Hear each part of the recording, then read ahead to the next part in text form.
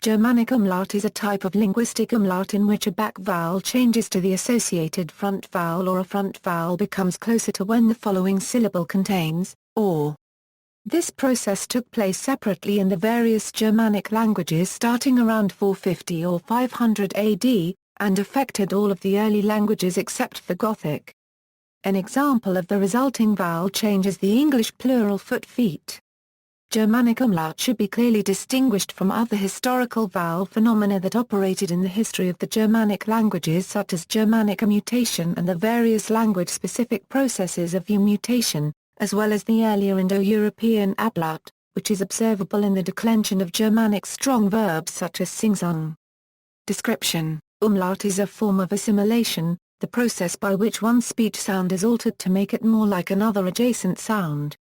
If a word has two vowels, one far back in the mouth and the other far forward, more effort is required to pronounce the word than if the vowels were closer, and therefore one possible linguistic development is for these two vowels to be drawn closer together. Germanic umlaut is a specific historical example of this process that took place in the unattested earliest stages of Old English, Old High German, and some other Old Germanic languages. Whenever a back vowel occurred in a syllable and the front vowel or the front glide occurred in the next, the vowel in the first syllable was fronted. So, for example, West Germanic ma-c mice shifted to pre-Old English me-cubed-c, which eventually developed to modern mice, while the singular form ma-s lacked a following and was unaffected, eventually becoming modern mouse. The fronted variant caused by umlaut was originally allophonic, but later became phonemic when the context was lost but the variant sound remained.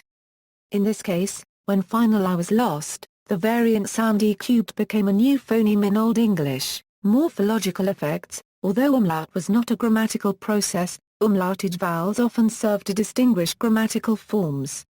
We can see this in the English word man. In ancient Germanic, the plural of this and some other words had the plural suffixes, and the same vowel as the singular. As it contained an I, this suffix caused fronting of the vowel, and, when the suffix later disappeared, the mutated vowel remained as the only plural marker, men. In English, such umlaut plurals are rare. Man, woman, tooth, goose, foot, mouse, louse, brother, and cow. It also can be found in a few fossilized diminutive forms, such as kitten from cat and kernel from corn, and the feminine vixen from fox. Umlaut is conspicuous when it occurs in one of such a pair of forms, but there are many mutated words without an unmutated parallel form. Germanic actively derived causative weak verbs from ordinary strong verbs by applying a suffix, which later caused umlaut, to a past tense form. Some of these survived into modern English as doublets of verbs, including fell and set versus fall and sit. Parallel umlauts in some modern Germanic languages. German orthography. German orthography is generally consistent in its representation of i-umlaut. The umlaut diacritic, consisting of two dots above the vowel, is used for the fronted vowels, making the historical process much more visible in the modern language than is the case in English. A currency, O, a paragraph, U, a 1/4, or a currency U. Sometimes a word has a vowel affected by i-umlaut, but the vowel is not marked with the umlaut diacritic. Usually the word with an umlauted vowel comes from an original word without umlaut, but the two are not recognized as a pair because the meaning of the umlauted word has changed. The adjective fatigue contains an umlaut mutation, but it is spelled with e rather than a currency as its relationship to fat has for most speakers of the language been lost from sight. Likewise, alt has the comparative a currency lter, but the noun from this is spelled elton. Orphaned has the verb offenden and the adjective orphandig, though the 1996 spelling reform now permits the alternative spelling of a currency dig. For denken, see below. On the other hand, some foreign words have umlaut diacritics that do not mark a vowel produced by the sound change of umlaut. Notable examples are car currency guru from English kangaroo, and bar 1/4 roof from French bureau. In the latter case the diacritic is a pure phonological marker, with no regard to etymology. In case of the kangaroo, it somewhat etymologically marks the fact that the sound is written with an A in English. Similarly, Big Mac can be spelt Big Mac in German, which even used to be the official spelling used by McDonald's in Germany. Far 1/4 of for is a special case. It is an umlauted form of vor before, but other historical developments changed the expected a paragraph into a 1/4. In this case, the a 1/4 marks a genuine, but irregular umlaut. Other special cases are far 1/4 and a forward 5, and zwar paragraph LF12, where the modern umlauted vowel arose from a different process, that is rounding an unrounded front vowel. False ablaut in verbs. Two interesting examples of umlaut involve vowel distinctions in Germanic verbs. Often these are subsumed under the heading ablaut in descriptions of Germanic verbs, giving them the name false ablaut. The German word ra 1/4 umlaut is the slightly misleading term given to the vowel distinction between present and past tense forms of certain Germanic weak verbs. Examples in English are think thought, bring brought, tell told, sell sold. The presence of umlaut is possibly more obvious in German denken dacht, especially if it is remembered that in German the letters currency and e are usually phonetically equivalent. The Proto-Germanic verb would have been a 3/4 ankejana. The caused umlaut in all the forms that had the suffix. Subsequently they disappeared. The term reverse umlaut indicates that if, with traditional grammar, we take the infinitive and present tense as our starting point, there is an illusion of a vowel shift towards the back of the mouth in the past tense, but of course the historical development was simply umlaut in the present tense forms. A variety of umlaut occurs in the second and third person singular forms of the present tense of some Germanic strong verbs. For example, German fangen has the present tense fang, du currency ngst, currency ngt. The verb geben has the present tense gb, du gibst, gibed, though the shift ai would not be a normal result of umlaut in German. There are in fact two distinct phenomena at play here. The first is indeed umlaut as it is best known, but the second is older and occurred already in Proto-Germanic itself. In both cases, a following I triggered a vowel change, but in Proto-Germanic this only affected e. The effect on back vowels did not occur until hundreds of years later, after the Germanic languages had already begun to split up, Fawihana, Fawihdi with no umlaut of a, but Jebanan, Jibidi with umlaut of e. West Germanic languages, although umlaut operated the same way in all the West Germanic languages, the exact words in which it took place and the outcomes of the process differ between the languages. Of particular note is the loss of word final I after heavy syllables. In the more southern languages, forms that lost I often show no umlaut, while in the more northern languages they do. Compare Old English ist gest, which shows umlaut, and Old High German gast which doesn't, both from Proto-Germanic gastes. This may mean that there was dialectal variation in the timing and spread of the two changes, with final loss happening before umlaut in the south but after it in the north. On the other hand, umlaut may have still been partly allophonic, and the loss of the conditioning sound may have triggered an unumlauting of the preceding vowel. Nevertheless, medial age consistently triggers umlaut, although its subsequent loss is universal in West Germanic except for Old Saxon and early Old High German. I-mutation in Old English. I-mutation is particularly visible in the inflectional and derivational morphology of Old English, since it affected so many of the Old English vowels. Of 16 basic vowels and diphthongs in Old English, only the 4 vowels c pound, a, I, a were unaffected by I-mutation. Although I-mutation was originally triggered by an or in the syllable following the affected vowel, by Old English times the or had generally dropped out or been modified, with the result that I-mutation generally appears as a morphological process that affects a certain set of forms.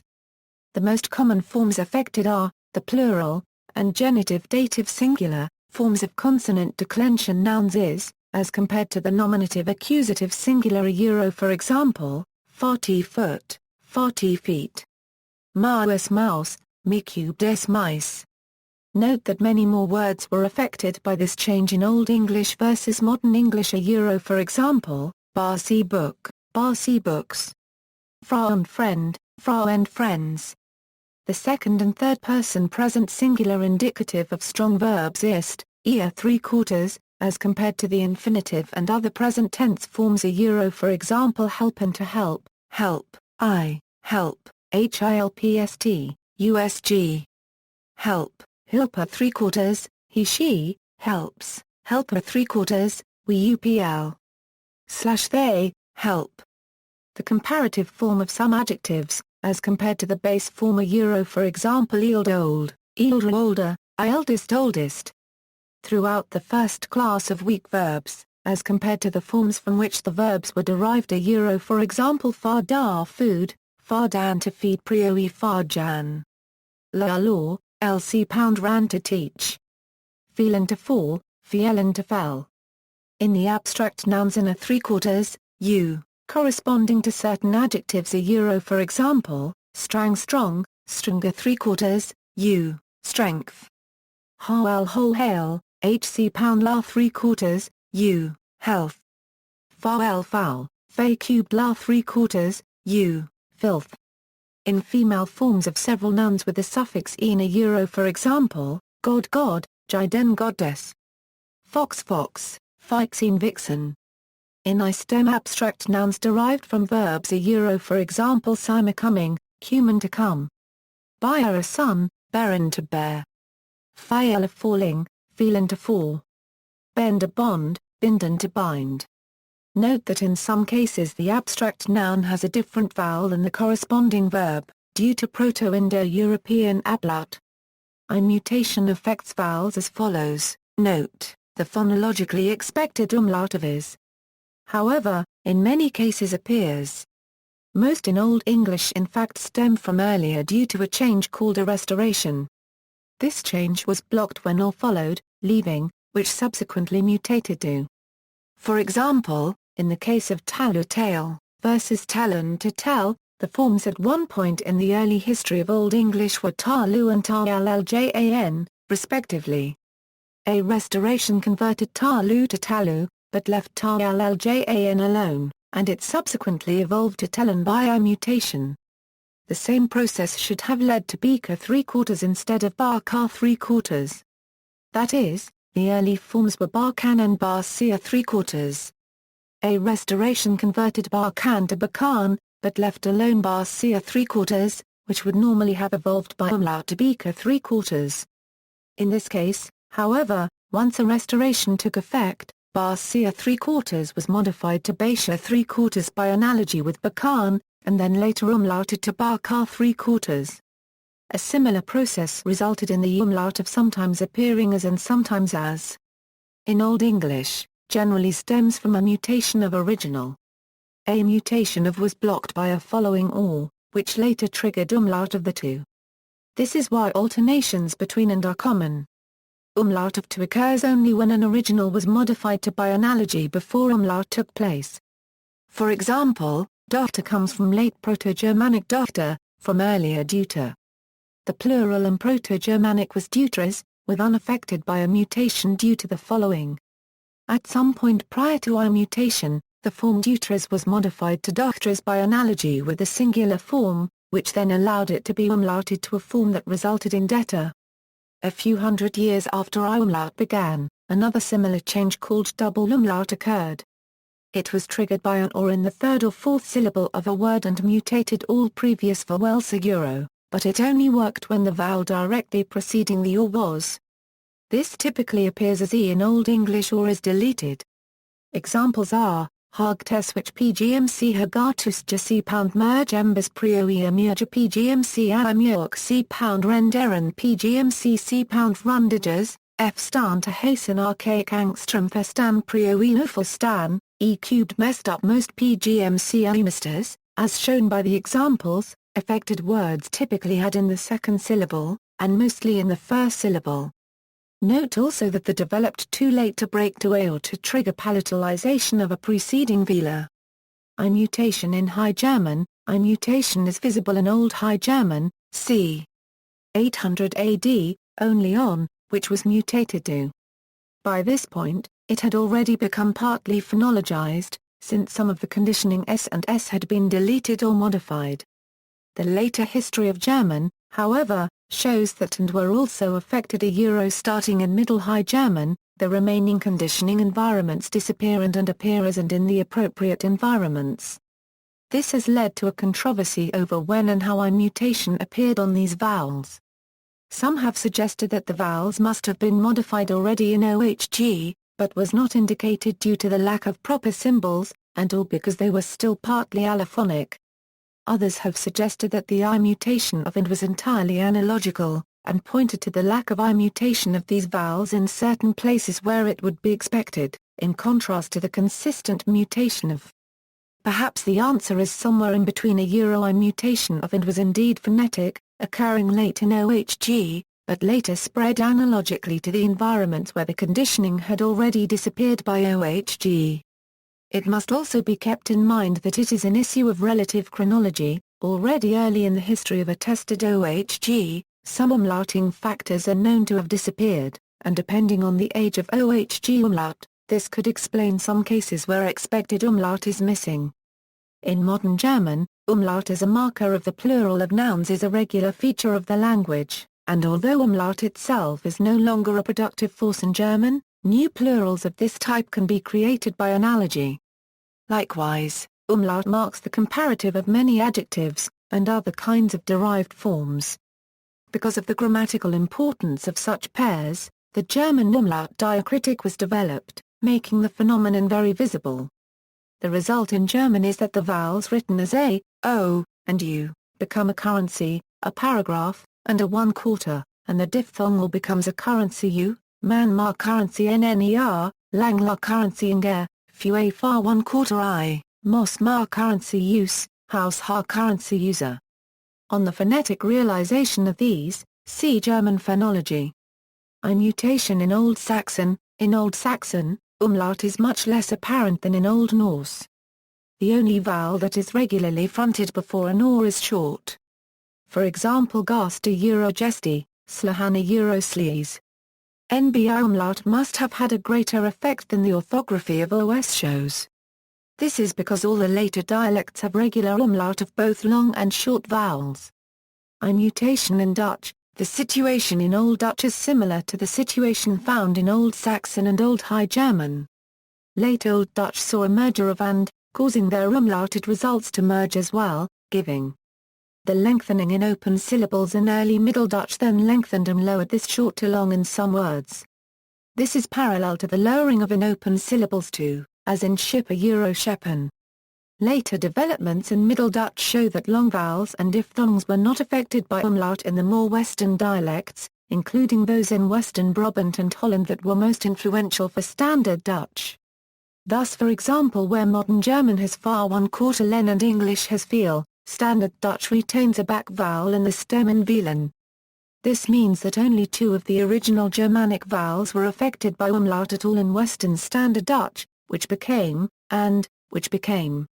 As a result of this relatively sparse occurrence of umlaut, Standard Dutch does not use umlaut as a grammatical marker.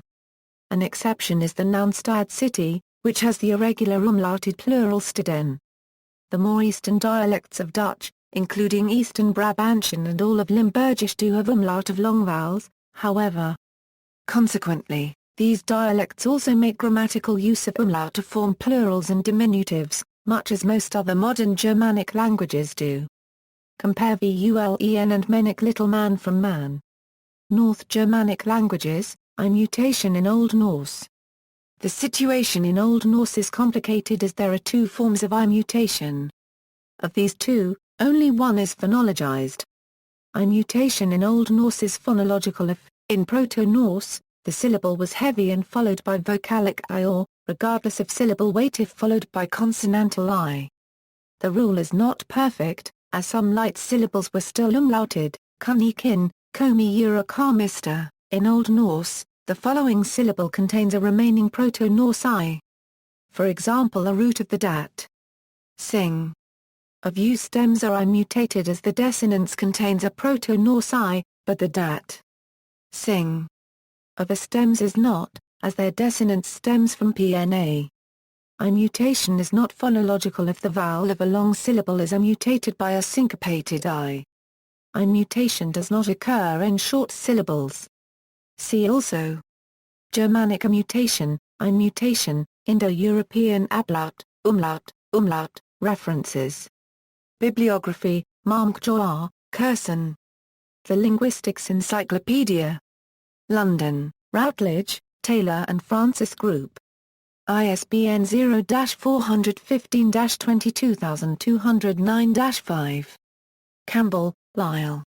Historical Linguistics, An Introduction. Edinburgh University Press.